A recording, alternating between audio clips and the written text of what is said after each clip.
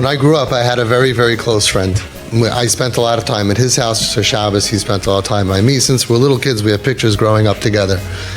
And we're going back a very long time when I was a teenager. And he had a brother that was off the derech.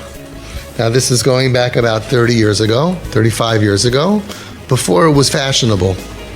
And his brother, looking back, was very interesting. His brother was really off the derech, and I didn't even really think about it much, but looking back, it was interesting. He lived next to the parents in an apartment next door, connected, and he had girlfriends. He had a motorcycle, Michal Shabbos B'Farhesia, Schwarzer girlfriends, the whole thing, and they were never ever merachik him. He was always a part of the family. It was long hair and all of his craziness and everything. And a couple of years ago, I was in Shul Rosh Hashanah, and he happened to daven there with his father. His father was very sick. And I spent the whole Rosh Hashanah looking at this guy, this big, huge Balavera. He was there with his yarmulke and his talis. And the whole davening, he was taking care of his father. Turning the pages for his father, singing with his father, Rosh Hashanah davening, saying the words for his father, wiping his father's face, took him to the bathroom. It's unbelievable. You never know 30, 40 years later what's going to be. And just recently, this year, this man was nifter. And I went to the Shiva, and I went to my friend and to his older brother, this boy who was the bum. And he was telling me how he's learned Daf Yomi. And he told me, he said, I feel like since I started learning Daf Yomi, in this machzor, just a year ago, I feel like my father was like, okay, now I can move on. Like, now I got you back enough. Like, now my father felt like his mission on this earth is over.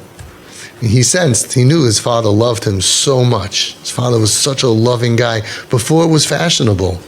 He was a wealthy guy, and usually wealthy people and prominent people, it's even harder to do.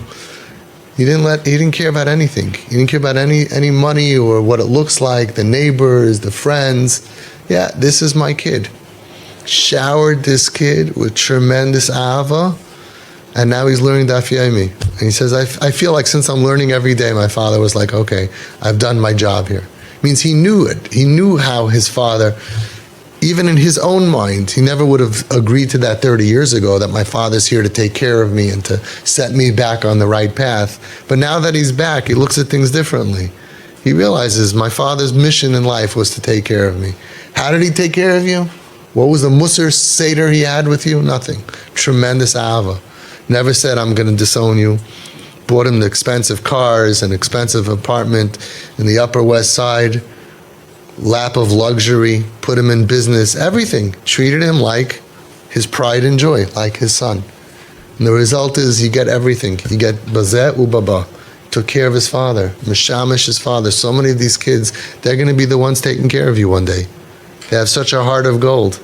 So many stories of kids down the road, how they take care and they care for their parents.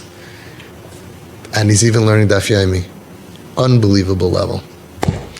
Not stam learning Daf Yomi. He told me he was on vacation in some island somewhere. Traveled with his Gemara on the plane, sitting and learning the Daf. Who would have thought 35 years ago that would do it? What method? Love. Love, tolerance, patience, tefillah, all the good stuff. The 5 T's, Torah, tefillah, tshuva, tzedakah, TP.